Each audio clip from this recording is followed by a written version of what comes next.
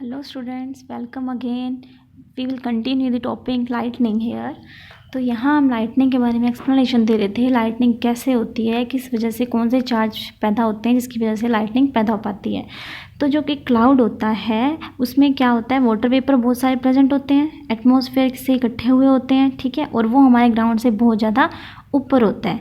अब क्या होगा, हैवी डार्क रेन क्लाउड जो होते हैं उसको हम क्या बोलते हैं, स्टॉर्म क्लाउड बोलते हैं। जब ये बनता है स्टॉर्म क्लाउड जो है स्काई में बनता है तो ये हवाएं चलती हैं upward through the cloud. Cloud के ऊपर जो है वो क्या चलेगी, हवा चलेंगी, और वाटर ड्रॉप्स जो होते हैं वो आपस में एक दूसरे के क्या करेंगे, रब। इसके अंदर जो वाटर ड्रॉप प्रेजेंट है इस क्लाउड के अंदर, वो आपस में एक दूसरे के हवा की वजह से वो रब करते हैं, एक दूसरे से टकराएंगे, रब होंगे।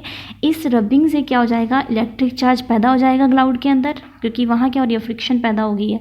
लार्ज वाटर ड्रॉप्स होते हैं उनके ऊपर, जो बड़े वाले ड्रॉप्स होंगे उनके ऊपर कौन सा चार्ज आ जाएगा, पॉजिटिव चार्ज आ जाएगा। और जो दूसरे हैं वो कहाँ चले जाएंगे, वो ऊपर की तरफ चले जाएंगे, क्योंकि ये लाइट हो गए हैं। जो पॉजिटिव चार्ज वाले हैं वो ऊपर की तरफ चले जाएंगे, जबकि जो छोटे पार्टिकल्स हैं उनके ऊपर कौन सा चार्ज आ जाएगा, नेगेटिव चार्ज आ जाएगा, और वो क्लाउड में नीचे की तरफ एडजस्ट हो जाएंगे, ठीक है। तो इस तरह से जो हमारा टॉप है क्लाउड का वो पॉजिटिव चार्ज हो जाता है, और जो हमारा बॉटम है वो नेगेटिव चार्ज हो जाता है, ठीक है। तो जब पॉजिटिव चार्ज होता है क्लाउड के बीच में बन गया है फ्रिक्शन की वजह से, तो जब हवा और बारिश आती है तो पॉजिटिव चार्ज जो है ग्राउंड के पास आ जाता है, टॉप्स के ऊपर आ जाता है, बिल्डिंग्स की या ट्री टॉप्स के ऊपर आ जाएगा। अगर वहाँ भी पॉजिटिव चार्ज हुआ या इनफ नेगेटिव चार्ज हुआ तो क्या हो जाएगी, अट्रैक्शन हो जाएगी उन दोनों के बीच में, जिससे इलेक्ट्रॉन्स होते हैं वो जंप करेंगे एयर गैप के बीच में। अगर जो है कुछ इलेक्ट्रॉन्स जो है गैप के बीच में से मूव करना स्टार्ट कर देते हैं तो वो हवा को क्या कर देंगे, गर्म कर देंगे। इस तरह से और ज़्यादा गैप बनता चला जाता है, ज़्यादा से ज़्यादा इलेक्ट्रॉन्स जो है उस गैप में से जंप करना स्टार्ट कर देंगे, इससे हवा और ज़्यादा गर्म हो जाएगी। ये सब चीज़ें बहुत देर में नहीं होती, बहुत तेज़ी से चलती है ये काम, और हवा इतनी ज़्यादा गर्म हो जाएगी कि उसमें क्या हो जाएगा, थोड़े टाइम के लिए ग्लो पैदा हो जाता है, और इसी चीज़ से स्पार्किंग होती है और हम इसे लाइटनिंग की तरह देख सकते हैं, ठीक है। एयर पार्टिकल्स ने इनके टकराने की वजह से, चार्जेस की वजह से अट्रैक्शन हुई इन नेगेटिव पॉजिटिव में। अट्रैक्शन की वजह से जब ये नीचे की तरफ आएगा, अट्रैक्शन की वजह से क्या हो गया, यहाँ एयर जो थी वो क्या होगी, हॉट होगी। इसी तरह से बार बार इनके बीच में अट्रैक्शन चलती है और हवा जो है गरम गरम गरम होती चली जाती है। लास्ट में इतनी ज़्यादा गर्म हो जाती है कि जो है वहाँ जो है उस शॉर्ट टाइम के लिए क्या हो जाता है, वो ग्लो पैदा करते हैं, जिससे जो है स्पार्क होता है और हम उसे लाइटनिंग की तरह देख सकते हैं, ठीक है। और लाइटनिंग ज़्यादा मोस्टली जो है क्लाउड टू क्लाउड जो है वो ट्रैवल करती है। मोस्टली जो है एक क्लाउड के अंदर भी लाइटनिंग हो सकती है। अगर एक क्लाउड के अंदर लाइटनिंग होती है तो उसे हम क्या बोलते हैं, शीट लाइटनिंग बोलते हैं। और अगर लाइटनिंग जो है एक क्लाउड और अर्थ के बीच में हो, अगर क्लाउड और अर्थ के बीच में, फॉर एग्जांपल यहाँ जो हमने डायग्राम में अभी देखा था, तो वो जो लाइटनिंग होती है उसको बोलते हैं हम फोर्क लाइटनिंग, ठीक है। अगर जो है मोस्टली जो है क्लाउड टू क्लाउड भी होती है, अगर एक ही क्लाउड के अंदर हुई है तो शीट लाइटनिंग, अगर क्लाउड और अर्थ के बीच में हुई है तो फोर्क लाइटनिंग होगी, ठीक है। नेक्स्ट है डेंजर्स इसके, लाइटनिंग के क्या जो है हमें खतरा है, क्या डेंजर है। एक फ्लैश जो है एक लाइटनिंग की, उससे बहुत ज़्यादा इलेक्ट्रिक एनर्जी पैदा होती है। अगर जो है ये बिजली, ये लाइटनिंग जो है किसी बिल्डिंग से टकरा जाए तो क्या होगा, इलेक्ट्रिक एनर्जी जो होगी वो बिल्डिंग तक पहुंच जाएगी और causes serious damage to its structure, तो उस बिल्डिंग को बहुत ज़्यादा डैमेज दे सकती है। अगर यही लाइटनिंग किसी ट्री को स्ट्राइक करती है तो वो उस ट्री को जला सकती है और सारी इलेक्ट्रिक एनर्जी पैदा हो जाएगी, वहाँ आसपास वाले जगह एरिया में भी नुकसान हो सकता है।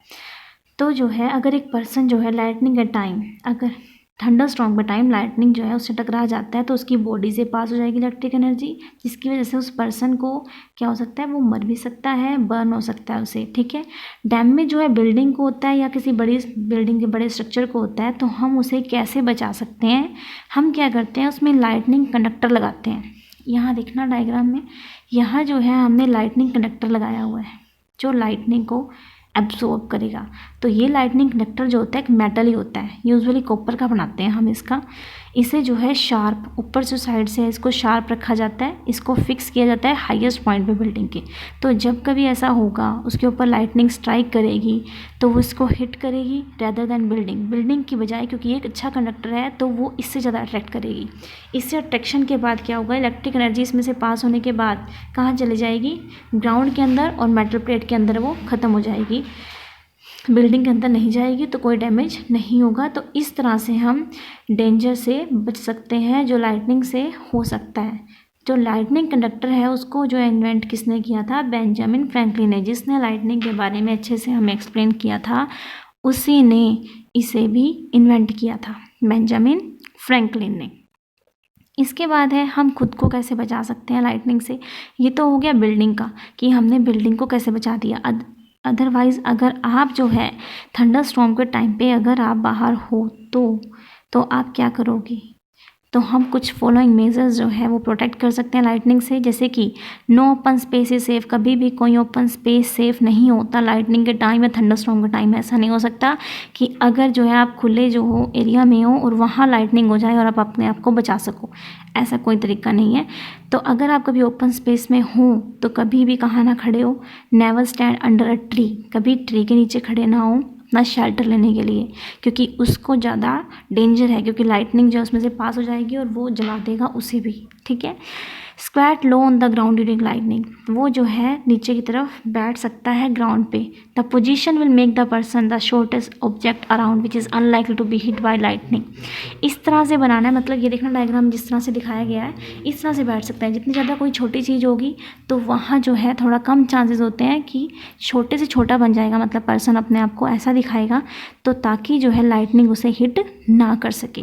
ऐसी पोजीशन में हम बैठ सकते हैं जिससे जो है लाइटनिंग से खुद को प्रोटेक्ट कर सकते हैं। इसके अलावा हम क्या कर सकते हैं, we should avoid raising an umbrella over our head during lightning. हमें जो है एक अम्ब्रेला जो है वो नहीं लेनी चाहिए, शुड अवॉइड, कभी भी अम्ब्रेला का यूज़ नहीं करना चाहिए ड्यूरिंग लाइटनिंग, क्योंकि वो भी क्या काम करेगा, कंडक्टर का काम करेगा, और कंडक्टर से लाइटनिंग जो है वो आपकी बॉडी तक मूव कर सकती है। तो इस तरह से बेटा यहाँ हमने जो है इलेक्ट्रिसिटी के बारे में पढ़ा, लाइटनिंग के बारे में पढ़ा। एक नेचुरल फिनोमिना है जो किस तरह से जो है होता है और किस तरह से हम अपने आप को उससे बचा सकते हैं, ठीक है। फ्रैंकलिन जो था वो बहुत लकी था कि वो सर्वाइव कर पाया। उसने जो है फेमस काइट एक्सपेरिमेंट किया था, और भी बहुत सारे किए थे इलेक्ट्रिसिटी को सारा कुछ पता लगाने के लिए। लाइटनिंग जो है उसके घर पे खुद पे स्ट्रक हो गई थी, लेकिन उसका जो लाइटनिंग कंडक्टर था उसने उसको बचा लिया था। इस तरह से जो है फ्रैंकलिन के बारे में कहा जाता है, जो उसकी स्टोरी बताती है। इसके बाद लाइटनिंग के बाद हम नेक्स्ट टॉपिक करते हैं अर्थक्वेक।